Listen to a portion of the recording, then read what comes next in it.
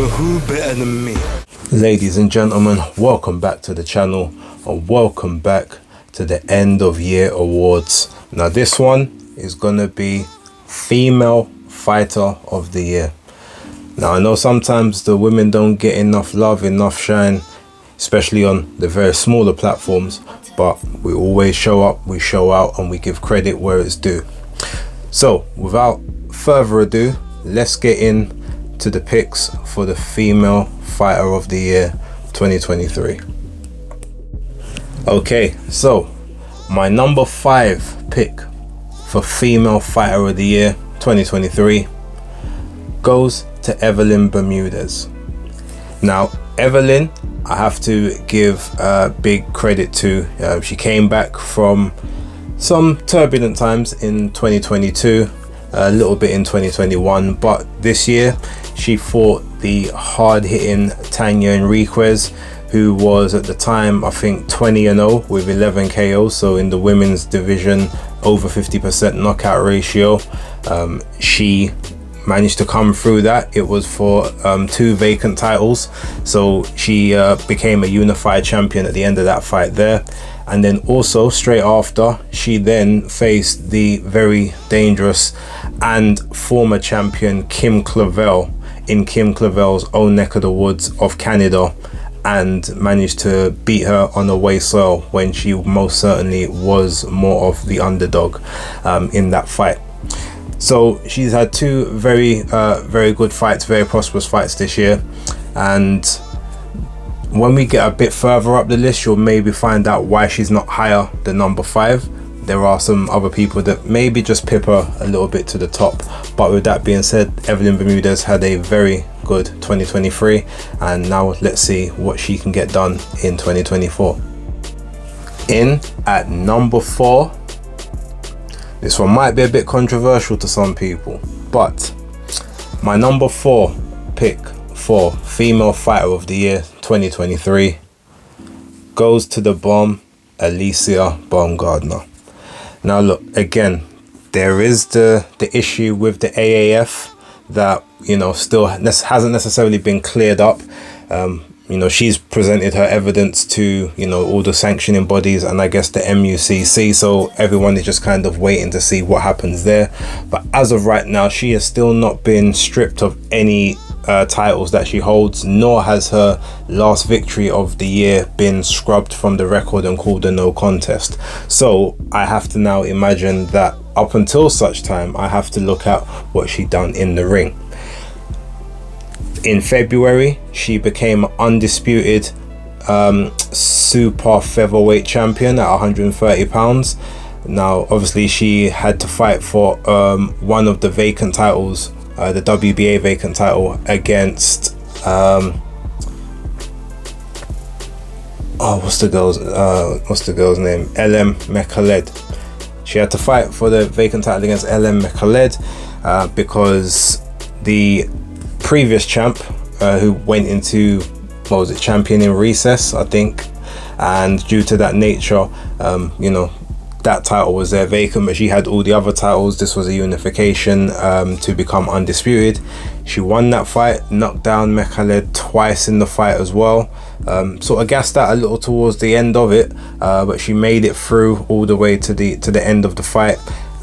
Became undisputed, and then to top it off, she went and got her lick back against the only woman to ever beat her in the boxing ring, against Christina Leonardo too. And we was looking all for a very prosperous 2023 with at least one more fight, which I'm sure would have taken place. We know what happened after there, but those are 2 very good wins. Christina Leonardo too, a former 2-time 140 pound champion, and obviously LM Mekhaled, a very credible opponent, even though she did lose her fight prior to that to Delphine Passoon. But we won't necessarily hold that against anyone. Undisputed is undisputed, and she got that done. So until further notice, I gotta give her the number 4 spot. My number 3 Female Fighter of the Year for 2023 goes to Yocosta Valle. Now, I give this to Yocosta purely on the basis that she has been very active this year by most standards, as a unified unified minimum weight champion, she has had 3 fights this year. She's won all 3 of them. Her latest one was with Annabelle Ortiz, who was a common opponent between her and Sanisa Estrada. I give her just because she, as I said, was active. Some others maybe had some slightly better wins, but hers were fairly comparable. Plus, activity matters, and she's not simply resting on her laurels. She is getting out there, and she's also, I guess, doing a lot for the Costa Rican community. She's getting good gates, good receipts out there, filling small stadiums, filling arenas, keeping the economy going, and sort of keeping her brand and her her country, her island live. So for that, I've got to give her a little bit of additional grace, and that's why I give my number 3 spot to Yokasta Vae. My number 2 pick for Female Fighter of the Year 2023 goes to Jessica Neri Plata. Now, a lot of you may not know Jessica. Jessica is a Mexican fighter who fights down at light flyweight. The reason she gets it for me, this year she unified titles with Kim Clavel back in January, I believe it was, in Kim Clavel's hometown, so in Canada.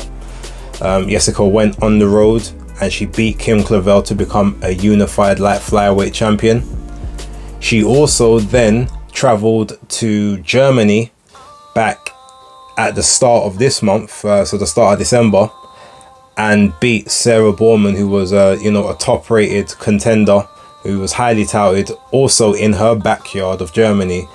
And if you look at the resume, it was 2 fights against back-to-back undefeated opponents, and she handed both of them their first L's, and she did it on the road. So for that matter alone, she has to get extra consideration for the difficulty of what she accomplished, and she showed that she is one of the premier names in the light flyweight division. So for that reason, Jessica Neri Plata is my number 2 Female Fighter of the Year for 2023. Now, here's the most important one. So, in the number 1 spot, my number 1 Female Fighter of the Year for 2023 goes to the real deal Amanda Serrano. At this point, I don't think it can be sort of disputed that she's probably had the greatest year of her career as a whole. She had her most high profile fight and match last year against Katie Taylor, but this year she fought Erica Cruz for the undisputed featherweight championships. Obviously beat Erica Cruz in February in one of the fights of the year. It was an amazing fight for both women.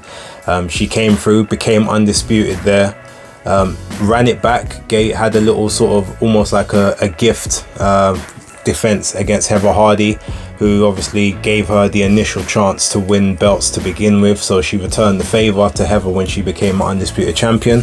Give her some grace for that. But then also she has been spearheading and campaigning the right for women to fight 12 3-minute rounds, and as such even decided to vacate her WBC championship when they wouldn't allow her to do that. But she also went in there against another, I believe the opponent was undefeated, Daniela Ramos. I'll double check that one, but yeah, she became the first woman to go 12 3-minute rounds. I know they've done 3-minute rounds before, but I don't think it was ever a 12 3-minute rounds. She engineered that, orchestrated that, and moving forward has stated that she won't do anything other than 12 3 minutes, because she wants to show that the women can do what the men do, to no ill effects of themselves. I've got to give her some respect for that, but outside of everything, there's activity. She got in 3 fights this year, she became undisputed, and she did something that no one else thus far has done. So for that reason, Amanda Serrano is my Female Fighter of the Year for 2023.